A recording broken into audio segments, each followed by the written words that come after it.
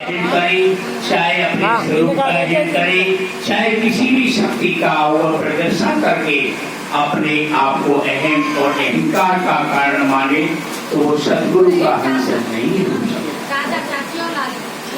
जो जीव अहंकार में उड़ते में रखते हैं, वो हमेशा कभी किसी को झुकते नहीं है, लौटते नहीं है, नमस्कार नहीं करते।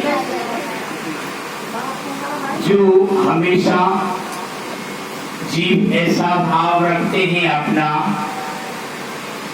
कि मेरा मुझ में कुछ नहीं, जो कुछ है सो तो तेरा तुझको सौंपता, क्या लागत है वो। ये साहिब मेरा ये तन मन वचन धन सांसारिक बहुधा संपत्ति इत्यादि कुछ भी नहीं है। जो कुछ है सब आप ही की संपदा है, आप ही की इमानत है, मेरा तो कुछ नहीं है।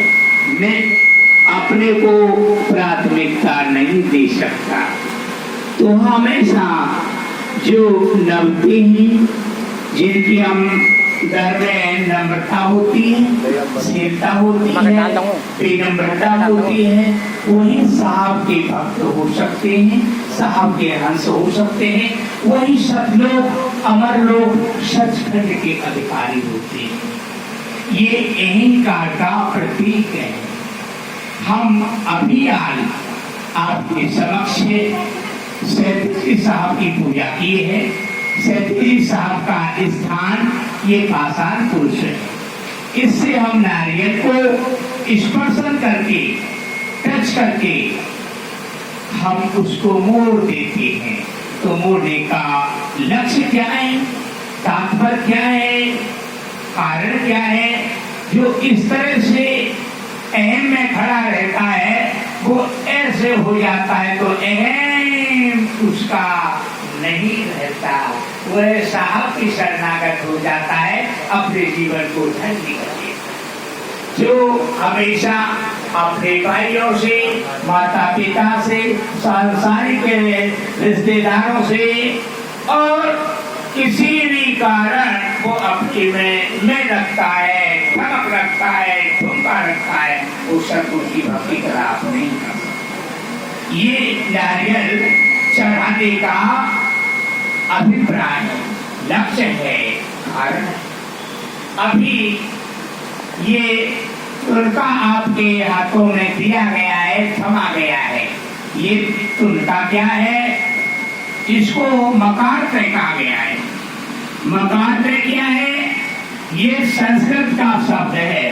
मकारत्रय मध मांस और मिथ्या, इनसे परे होना।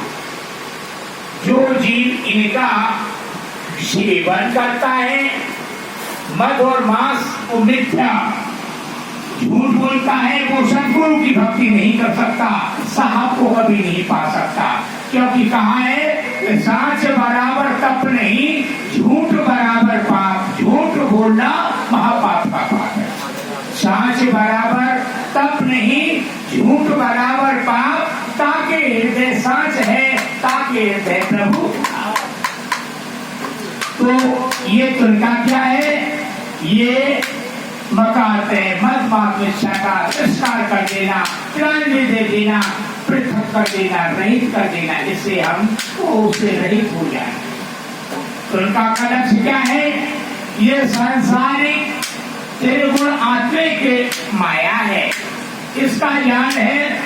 रजोगुण, रजोगुण क्या है? रजोगुण से संसार की रचना है। हमारा ये संसार जो हमको दृष्टिगत हो रहा है, अवलोकन हो रहा है, नजर आ रहा है, ये रजोगुण की रचना है। रजोगुण स्वरूप क्या है? ब्रह्मा का है।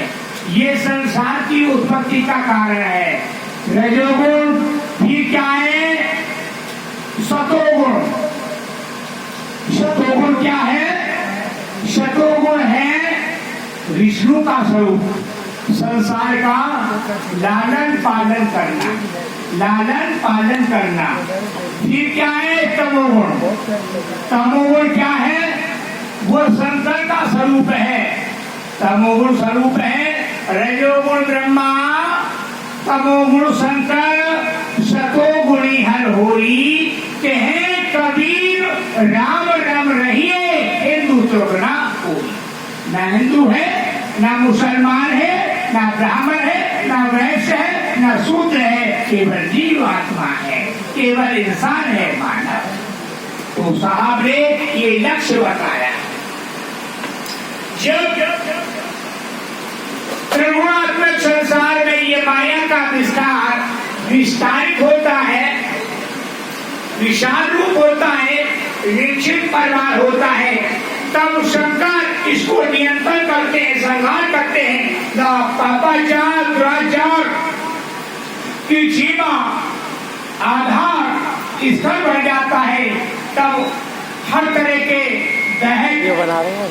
दैविक आपदाएं आती हैं, उसको नियंत्रण करने को। कभी सुनामी आ गया, जैसे अभियान कोरोना आ गया, कभी प्लेग आती है, कभी इबोला आता है, कभी भूकंप आते हैं, कभी ज्वार भाटा। क्योंकि जो सृष्टि की सीमा है, सृष्टि का कर्म सार है, सृष्टि का स्वरूप है, उसको नियंत्रण करने के लिए शंकर संहार करते हैं। पाप जब बढ़ जाता है तो पृथ्वी दर्द कर जाती है, पाप की संख्या बढ़ जाती है तो ये जीवात्मा विकराल हो जाता है, विहान हो जाता है। तो ये शंकर का स्वरूप है, इसका नियंत्रण करना। तो ये हमारा मन वचन और कर्म, सद्गुरु की भक्ति, परमात्मा की भक्ति मन वचन कर्म से की जाती है। तो क्या है? मन वचन और कर्म। मन भी पवित्र हो, वचन भी पवित्र हो, क्योंकि साहब ने कहा है कि वाणी ऐसी बोलिए मन का आपा खोए और औरत को शीतल करे और आप शीतल। तो सबसे पहले हमें अपने कर्म का सुधार करना है, अक्रम नहीं करना है, दुष्कर्म नहीं करना है, पाप कर्म नहीं